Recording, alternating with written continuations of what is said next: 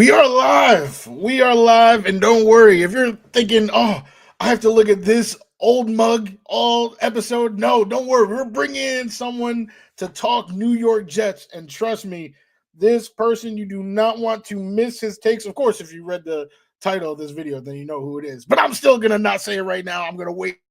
We're gonna talk about round 2 of the Jets spending spree. All right, we already talked about the first day. Right, Justin Fields, we talked about them. Now let's talk about day 2, and let's pull out our Wikipedia pages because we might not recognize the names off bat, right? But we're going to pull up Wikipedia. We're going to talk about these names right here after the intro. It's still Boy Green Meets Woody. Can you guys help us get a Jet chant here? Yeah, going. Oh. Okay, yeah. Come on in. Yeah. Okay, let's go! J-E-T-S, Jets! Let's go!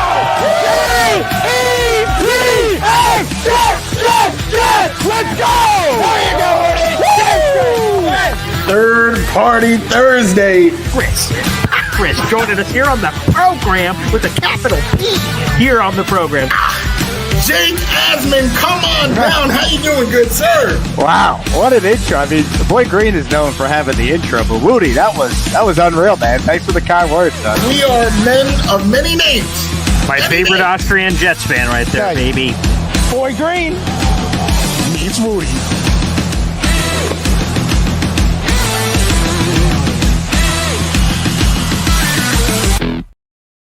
Welcome to another episode of Boy Green Meets Woody. It is your boy James Woody, and you already know we are Woody, rocking everywhere. All right, we do not have the boy who became king right next to me. He had some other things to do, and he told me that in advance. He said, "James, I can't do this. I can't do this this date. Right? Is there anyone that you want to bring in? Do you want to do the show solo?" And I said, "Boy Green, I do want you to bring someone in. Can we find this man? All right, can we find him? He is green. He is lean. He is a New York Jet loving machine. Allow me to introduce none other than GreenBean, the Jets fan. Yeah. Come on down. How you doing?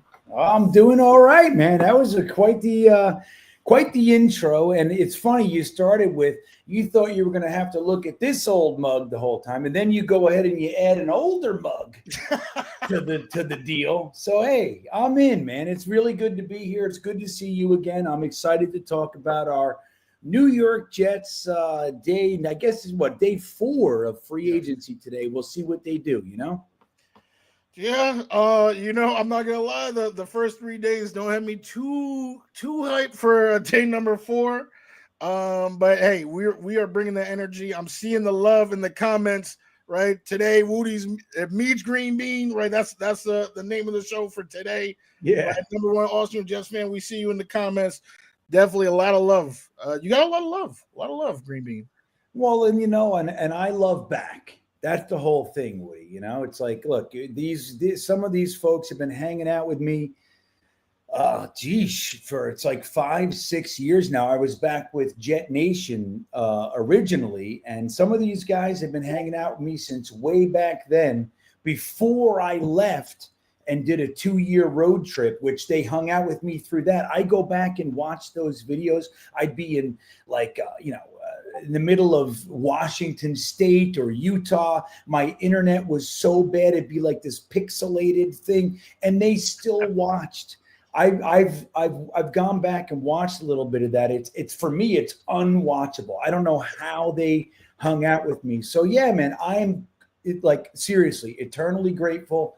I genuinely like most of the folks that hang out in the chat with us. I've met a lot of them at different events and things. So yeah, man, there's lots of love all the way around. You know what I mean? I love that. Yeah, and I do know what you mean because that's how I feel as well. And I have definitely been able to meet some of you in the comments as well. And that day was a magical day last year, week 3, with the Patriots, smacking the Patriots and meeting a lot of you at the same day. Right before everything, kind of went to shit. It was a tremendous time. But let's talk about the free agency right? We had a day one and day two. We felt how we felt. Got some big additions, right? A quarterback, got a starting corner and all that type of stuff. Then it was quiet, right? Didn't know if we were going to have anything to talk about, anything new to talk about on this show. And then they went out and they got some names. Now, I will admit I had to hit up Wikipedia, hit up some sites for all three names, but we have names nonetheless. So the first one I'll throw at you, GreenBean, and this was probably the most contentious of the three, I'll say, is Chukwuma Okorafor, formerly from the Patriots, starter for the Steelers. Now he's with the New York Jets. Do you have a grade for this signing? Well, so Okafor, that's how I like to say it, like, into all these nuances. It's funny how you said that too. You said we got some names we had to look up in some cases, but they did have names, right? So Okafor was a guy that I did like coming out. And he's been a starter in the league, but kind of a mid to lower level starter. Let's call him slightly below average, right? So my thoughts with him is that he's coming in to compete, but they have plans to upgrade, right? So this is the way I see it. I think that they came in, they looked at Max Mitchell. And Okafor's he's the right tackle from Pittsburgh, right? Yeah. So they come in, they look at Max Mitchell, they look at Carter Warren, and they think, we can upgrade the depth on the offensive line, which quite frankly is something that I'm a huge supporter of. I'm not the biggest believer in, like, once a guy shows you once, twice, three times that he's going to perpetually struggle, I see no reason to look. I'm all about developing guys, like, truly. But the previous staff, they didn't develop one offensive player in the 4 years that they were here. Not one. Guys like Max Mitchell, Jeremy Ruckert, and some others, they actually looked like they might have regressed since they've been here. But for Aaron Glenn and Muji and the whole crew to come in here, they have no allegiance to these guys. So if you're looking at Max Mitchell and you're saying not good enough, Okafor was at least a starter in the NFL. I know that if he needs to come in for 2 games or whatever it might be in spot duty, I feel pretty good about what he can accomplish in that time. I'm all for it. Now, if he's the guy that is the penciled in starter, that I'm not such a big fan of. I mean, look, he's been starting, so he can do it, but you're going to have to assume a bunch of problems. So I think, like, for Jets fans, look, we've gone through this forever. So we're a little bit quicker to the punch. We're a little bit up, we're easily upsettable. Looking at this is like, this is our solution. I don't think this is our solution. I think this is, hey, we're upgrading the backup positions right now. Max Mitchell, Carter Warren, not good enough. And look, if either one of them stick around and have a chance to compete, fine, but not good enough to just be the penciled in number 2 and, on either side, left or right tackle. So you bring somebody in who's been a starter in the NFL for one of the better organizations. I got to say, I'm not going to get all excited about it, but I like it. So I would say maybe C+, B-. Wow. You might have convinced me a bit, because I was getting ready to start hooting and hollering. I'm not gonna lie. But you're right. I think, and that's what we need to see. We need to see the plan. Is this depth, or is this, their guy? Did they pencil him in? Because we know we lost Morgan Moses. So the right tackle position, there's a spotlight on it, right? Because we lost Morgan Moses, and now the first signing we hear, this is somebody who played right tackle for the Steelers. And we're like, is this a choice? Is this a choice? And to ignore last year would be, I would say, irresponsible. I mean, last year he played a game for the Patriots. I understand that it was left tackle as opposed to right. which is a big change. AVT makes it look easy, but the average right tackle, right, that's a big change. And he was left tackle, and then gets beat not once, not twice, not 3 times. Yeah. Give me 4, 5 times in a row. 5 times in a row, gets benched and quits on his team. My biggest thing from that story isn't actually getting beat the 5 times.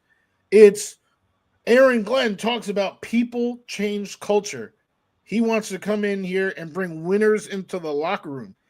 Is that the description of a winner? I'm not sure that, because someone told me, however many years back, that winners never quit and quitters never win. Yeah, and this man blatantly quit on his team and, is now becoming a New York Jet. So I really, because I'm not gonna lie, I can't even show you the sheet. I wrote down the letter F right here, but GreenBean, you have convinced me to move it up. I will give it a D. There you go.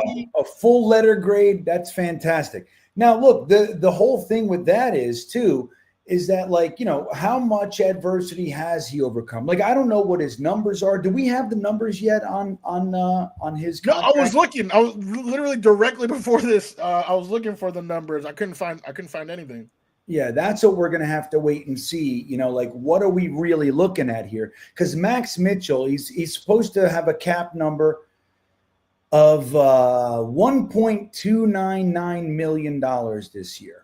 If we cut him, it's $199,000 of dead cap and 1.1 million savings.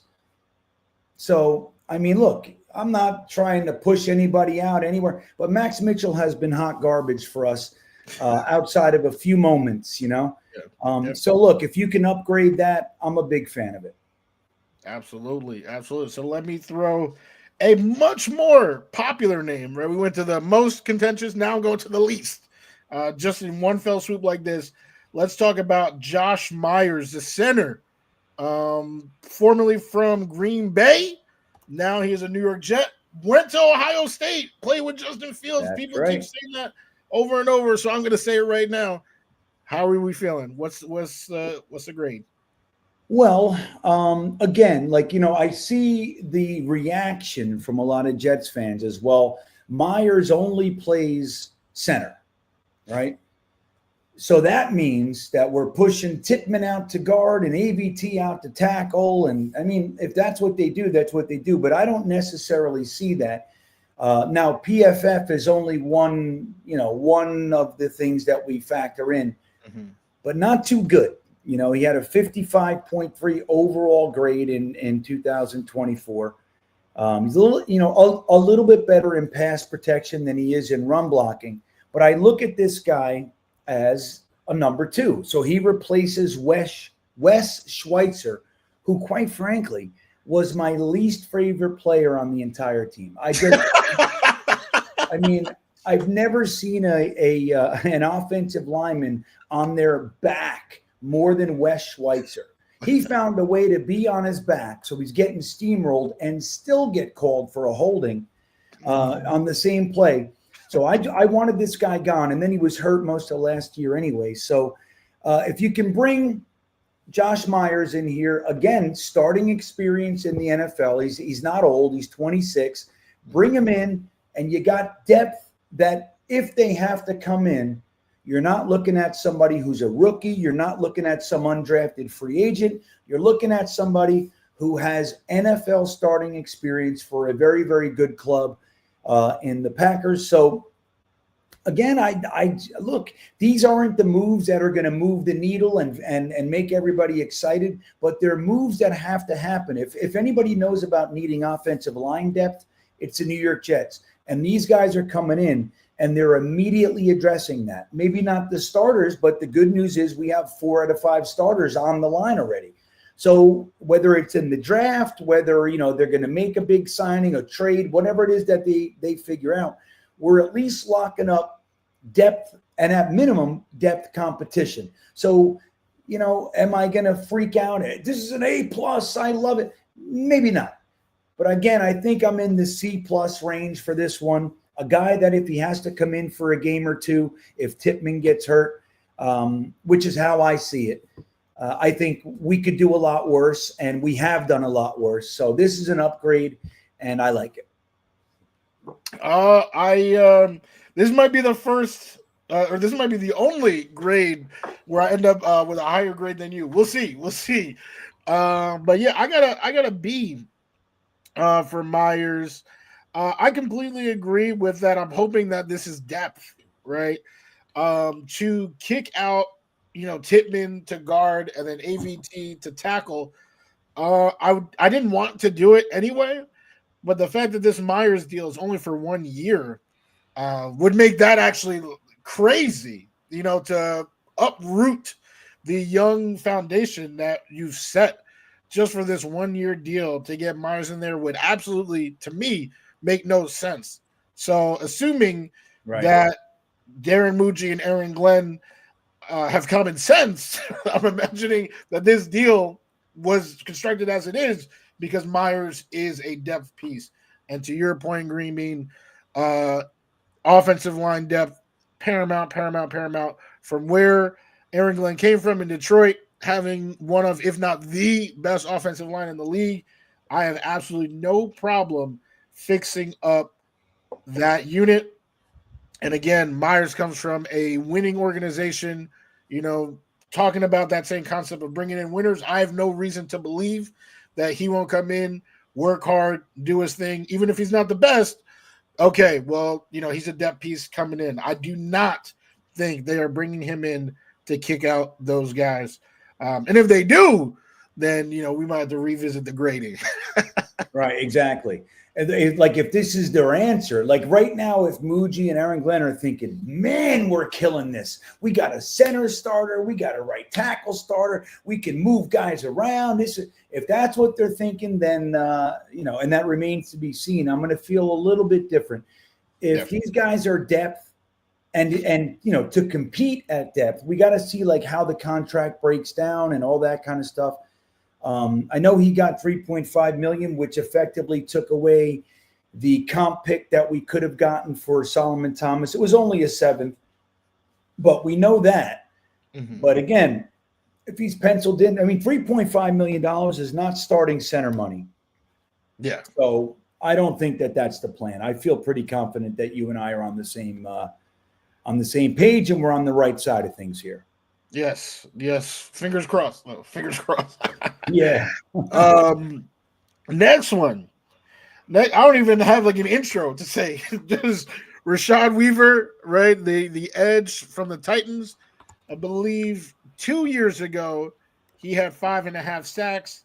And then last year, with improvements that they made to their defensive line, he was pretty much on the practice squad. Didn't get too much playing time last year. Now he is a New York Jet. I throw it over to you. Yeah, this guy does nothing for me. Honestly, and it sucks too. Again, we don't have his numbers yet.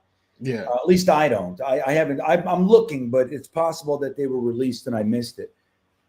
He does very, very little for me. I just, again, I think with guys at his level, they're going to linger for a while. So I would rather sign guys that I know that I need during this comp pick window.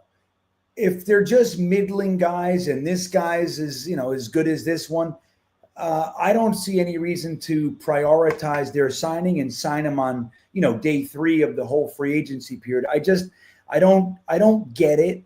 And who knows? They might love him and he might come out of the, turn the corner and end up being a lot better for us. But I just see it's very uninspiring pick. He did nothing last year, of course, but he had 5.5 sacks the year before. Not crazy pressures or hurries or anything. He's just a guy, He's okay. He's not completely useless. But once we see the numbers, we'll be able to figure out a little bit more on, how we feel. But honestly, it's just, I feel like you could have waited on guys like him and not lost any potential comp picks. So I don't know.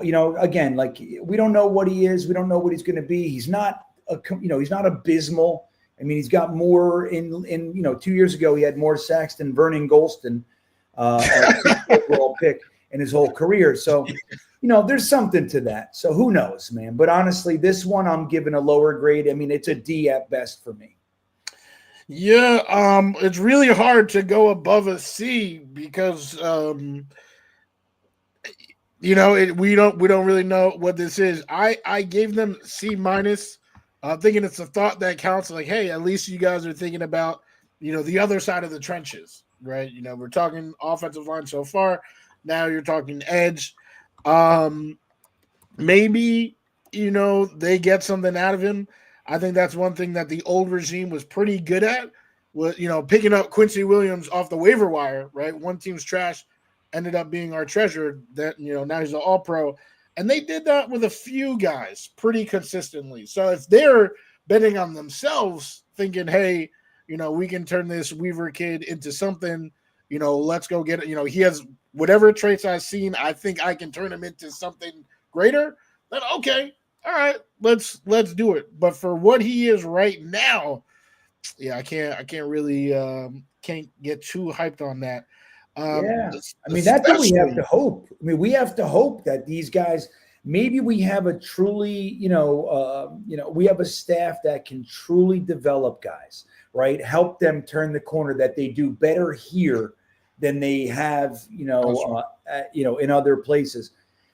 The one thing you can say about the Saleh regime is that they were pretty strong on the defensive side of the ball. Not only have they developed guys, late round picks, Sherwood, Michael Carter II come to mind. But even guys like Pinnock, who ended up being a safety, a starting safety, we let him go. But he did well. And then guys, just like you mentioned, Quincy Williams, John Franklin Myers, they were on the scrap heap. And he picked them up. They were on the waiver wire. So we picked them up and we made one into an all-pro and one was very, very solid for us. So, maybe, just maybe, these guys can do something similar. But that was something that not on the offensive side of the ball, but on the defensive side of the ball that the Saleh regime was pretty good at. Yeah, I have to wholeheartedly agree. Let me apologize to June, the GM here. C minus is way too nice. F, that is his thoughts. And usually I am the one. I feel like every episode I'm being called a negative Nancy. But I've been trying to turn the new leaf. All right. My doctor told me to keep my blood pressure down. I'm trying my best. Right. And yeah, like if they, and that's all those examples that you just gave, GreenBean, that's enough for me to say, okay, maybe they can. On the offense, like with those guys that we just named for offense, we haven't seen it yet. So I cannot give them that same, even though it's a new regime, a lot of the people on that new regime are first-time guys. This is Tanner Engstrand's first time as an OC. This is not Steve Wilkes' first time, as a DC, right? So that's what I'm saying. Like, even with the new regime, Aaron Glenn's been doing this. He's a former DB. Steve Wilkes has been doing this. On the offensive side, we still have so much inexperience that for these, bubble guys, I cannot move them up the same way that for Rashad Weaver, who we've never heard of, I'll say, okay, yeah, maybe C minus. Yeah, I mean, but I like how, June, the GM, put that.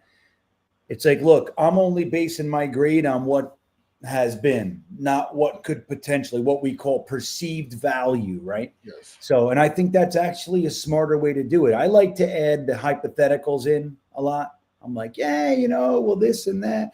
And it's like, well, what he's done is F. So I subscribe to that. Yeah, absolutely. The last move that they made was actually a re-signing, right? Jamin Davis, linebacker, pretty much special teams, just re-signed him up. I do not have the numbers. If you guys know him, definitely send them in the chat of how many years, how much money. I'll start off. This is a nothing for me. Like, this was my biggest nothing. Was I'm not sure what they saw, just retaining guys. I'm still upset about CJ Mosley, by the way. So that might be it, choosing to, keep Davis, but, getting rid of my guy, the captain, the guy who developed, your two linebackers that, would be more than happy to give credit to CJ, to get rid of him. Still upset about it just for $4 million. But Davis, he's back on the team. Welcome back. This is like I guess a C- again. It's so funny. Yamin. I've been calling him since the draft, that he was in 21. Jamin. Oh, yeah. Jamin Davis. I like that. Sounds like his position, Yeah. This is right. We have to see the numbers, but this is certainly depth, camp competition, that kind of a thing. He did have a nice start to his career. I'm actually looking right now. He had 76 tackles in 21, 104 in 22, 89 in 23, and then he fizzled. But he's been injured. 9 games, 5 games, 4 games, which is a concern. The last 3 years. But who knows? If they, I don't know. They didn't really cross paths with him. It doesn't look like. Yeah, Washington. Tampa, Washington again. Was that Tampa? Maybe. And then Minnesota last year. So, but he's still a young guy, and I liked him coming out in the draft. 6'3", 235 pounds. And look, we need linebacker depth, especially if they're going to use the 4-3 more than Saleh did. And that was a great point. I think it was Dom C. It might have been Tigo. Talking about Wilkes is, on an average, he uses nickel 70% of his defensive snaps. So that's pretty interesting because then we would be playing more of a 4-2-5, than we would a traditional 4-3. But I still think you need that third linebacker. We have Zaire Barnes in here, so now we have Jamin Davis, Yamin Davis. And I don't know, what they're going to do with Chaz Surratt. I know he's a free agent, so I don't know what the deal is there. I don't know if he signed anywhere. I haven't seen it, but having these guys in the house, I still like to see a draft pick used on linebacker. And I wouldn't even be opposed to taking Jihad Campbell in the first. Maybe not my first. He's one of my favorite players, but. In the draft, but I would still rather go weapon. I want to see the offense be fortified as a priority. But look, re-signing this guy is probably going to be vet minimum. So what do you have to complain about? You have all kinds of guys like this. They got to be signed. You got to fill out your 90-man roster heading into training camp. So that's probably what he is. They'll give him an opportunity to compete with Barnes and whoever else they bring in because Quincy and Sherwood are locks. But that leaves that other position, that guy coming in when we go to the 4-3 or other packages. So you need somebody that you feel confident running on the field that doesn't instantly bring a liability on the field. So he's been pretty good earlier in his career. He also had, 1 sack his rookie year, 3 sacks. So he's had an impact. He's an NFL player. He's been banged up. So who knows? I think it's a worthwhile swing. Again, I did like him coming out, and he started his career pretty well. So I think you can do a lot worse, but he probably won't make the 53. So I'm not gonna spend too much energy on him. You know what I mean? Gotcha. Yes, I totally do. And one thing that you said there that I definitely want to address is the weaponry, offensive weaponry. I feel like before we even got to Monday, if you were to ask me Sunday, Woody, who are you trying to see the Jets pick up? I would have said a tight end, right? I would have said a wide receiver. Still haven't had that, even with the talks about, Tim Patrick, who I didn't really I was like, all right, if they want him as depth or whatever. But right now, as we see it, right, we assume Lazard's gone, right? We're talking about Garrett Wilson, Malachi Corley, and literally nobody. So I know that's where I'm leaning when we talk about who can the Jets still sign. I'm looking at guys like Amari Cooper, some of those older guys. I wasn't looking there, but they let the younger guys go to other places. So now the guys that are left are the old dogs. Those more old mugs. The Amari Cooper, Keenan Allen, right? Stephon Diggs, who I definitely don't want anything to do with Stephon Diggs. No, me neither. What are you thinking about, for the rest of free agency? Are you also thinking we got to get one of these old wide receivers, or what are you thinking? No, I think, the one thing I think we can say pretty confidently, whether you like the guys that they're bringing in, you like the contracts or not, they're definitely going younger. Like, we released, Aaron Rodgers, Devontae Adams, CJ Mosley. We're seeing guys like Solomon Thomas and Morgan Moses be allowed to walk. Reddick and Kinlaw and those kinds of guys, they're definitely trying to get younger. And this isn't a year, look, let's be frank. This isn't a year where we're really a threat to, a challenge for the Super Bowl. So why are you going to bring in Cooper Kupp? Why are you going to bring in, like you said, Keenan Allen? Unless you think Keenan Allen or somebody can, sign him for 3 years and he can be like, let me see where he is, Keenan Allen. But Keenan Allen is 32.8 years old. So he's 34. Probably not my pick to sign. But I would sign Amari, though. I would sign Amari Cooper. I would sign him. Cooper. Yeah, he's 30. So he'll be 31 this season. Look, maybe they do. But either way, I'd like to see them lock these guys up for 3 years. You don't want to just do this, fill in the camp, with old wide receivers, because it doesn't make sense. We're trying to bring in, a younger organization, again, with the guys we're releasing and letting go, it's pretty clear. And everybody we brought in is 25, 24, 26. That's kind of where we're going. So look, and you mentioned tight end, I'm really still hoping that they find a way to re-sign Conklin. So, or I tell you what, I would prefer Yeboah out of all of them. But I don't see, I'm not holding my breath. But it just so happens that you can choose to pay a tight end right now, but we are looking at the strongest tight end class in probably 10 years. And the same thing goes for defensive tackle. So it's I still think they should bring in a vet at defensive tackle, at least one, but they're probably saying, you know what, man, I can go, why give money to this, to these, I got to eat all this dead cap with CJ Mosley and Aaron Rodgers and all that shit. So why am I going to spend money on a tight end when I can go and use either my first, my second, my third, my fifth on a tight end, and they're going to come in and give similar production to what we've seen from Tyler Conklin.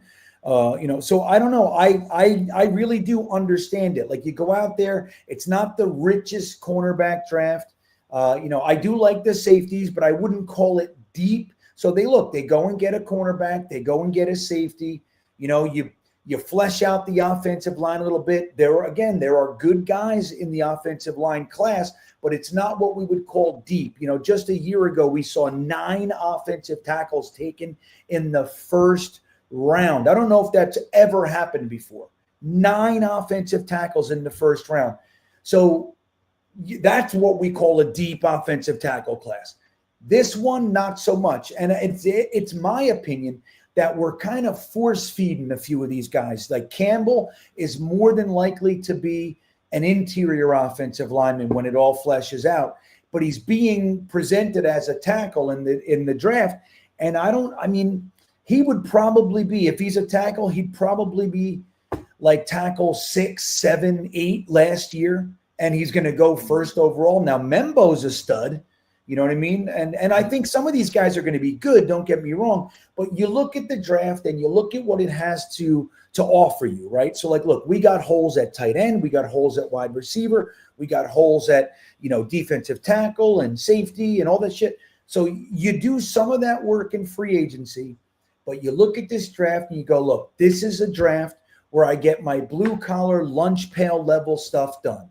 I get my I get 2 defensive tackles, 2 tight ends out of our 8 picks. I grab a wide receiver. I'm really hoping that they get a wide receiver at 1.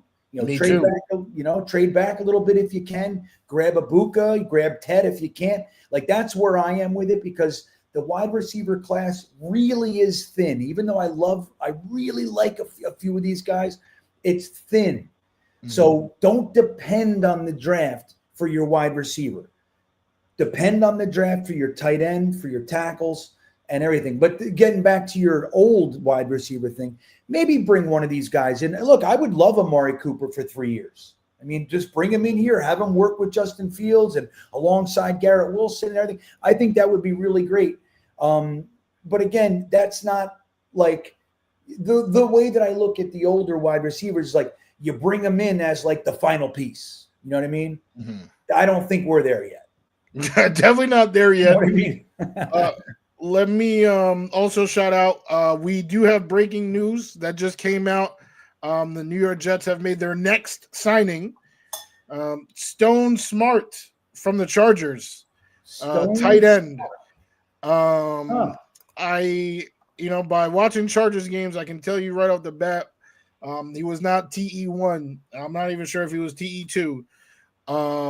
But this just seems like another one, I feel like, of what we were just talking about, of the Rashad Weaver types, where this is a depth piece. Yep.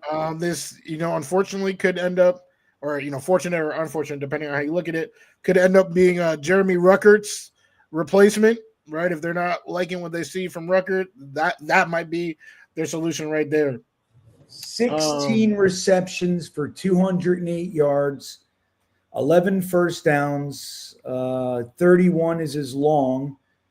Let's see, no touchdowns. So he's a possession guy. He's not really 16 receptions. I don't know if you can label him anything. We got to look and see. We got to look and see if he's an adequate blocker or not. It's 6'4", 226. I'm going to tell you right now, I hate it. I'm going to tell you right now. I mean, I got to look deeper, but my initial impression, yes. 6'4", less than 230. That means you catch passes. That's what that means.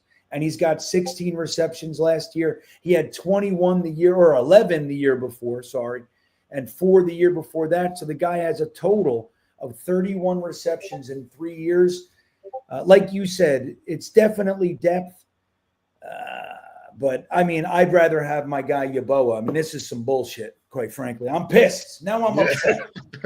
Hey, that's literally been me after every signing. I've been trying to figure out what's going on.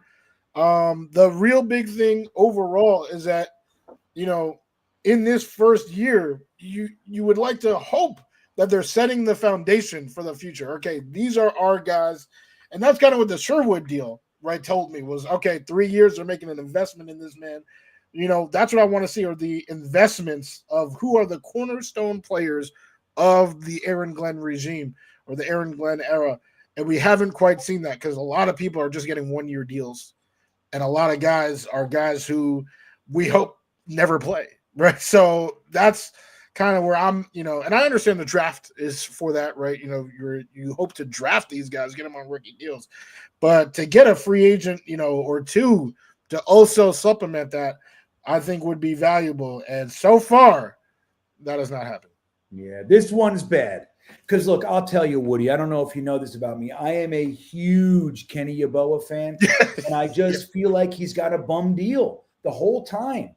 Like, everybody in front of him, not named Conklin, has really disappointed. And the guy's, he's a ferocious blocker, and he's a converted wide receiver. He's got great hands. Up until that pass this year when Aaron Rodgers threw it into his ankles, he had not one drop. Now, he doesn't have a bunch of catches, but because he's, he plays spot duty, but he's not dropped one single pass that we've thrown to him. And he's a demon on special teams. Like, what the fuck? Why don't you want this guy around?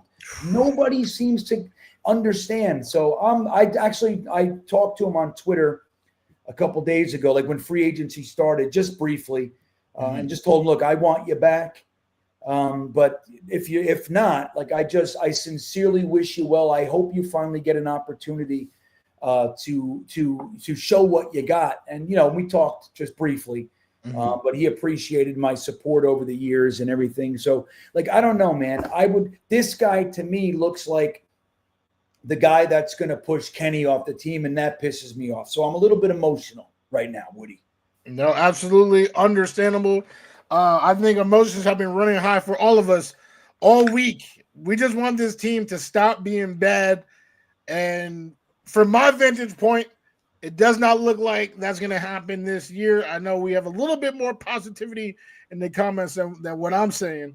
Yeah, I think it's tough sledding. But everyone, we got over 500 people in the building watching right now. Like and subscribe this video. You guys already know GreenBean. Please, first of all, I just want to say thank you so much for your time today, my good sir. All right, coming on here talking, replacing Boy Green. Let me tell you, you're more handsome. You are more handsome. Ooh. Hey, I just stop it. Hey, just gotta call a spade. You know what I'm talking about. All right, and definitely just a blast to get your insight. We had some breaking news, so guys, make sure to like and subscribe this video. Please make sure to follow GreenBean on his socials. Give him a chance to plug those in just a second. And remember, we also are live right now on Take Flight Talk on YouTube. So make sure to subscribe and like there as well. Show me some love, because that's my personal channel right now. But GreenBean, how can everybody find you? Well, yeah, man. Thank you so much for having me on. This was nice. I mean, look, I love my guy, Boy Green. But it was nice for you and I to get our little solo private time together, if you will. So I enjoy this, and I respect and appreciate the time. So you guys can find me on YouTube, GreenBean Jets fan. I'm actually doing my 8 p.m. Thursday Thick of It with Dom C and Gunny tonight at 8 p.m. I'm also on the Talking Jets Network on YouTube, and then on Twitter, I'm Being the Jets fan. So, I hope you guys will come hang out and spend some time with me. Absolutely. And everyone, thank you guys for watching. All right, we will be back next week, Tuesdays and Thursdays at 3 p.m. And, of course, Boy Green will be available, Boy Green Daily tomorrow. So we'll check you there.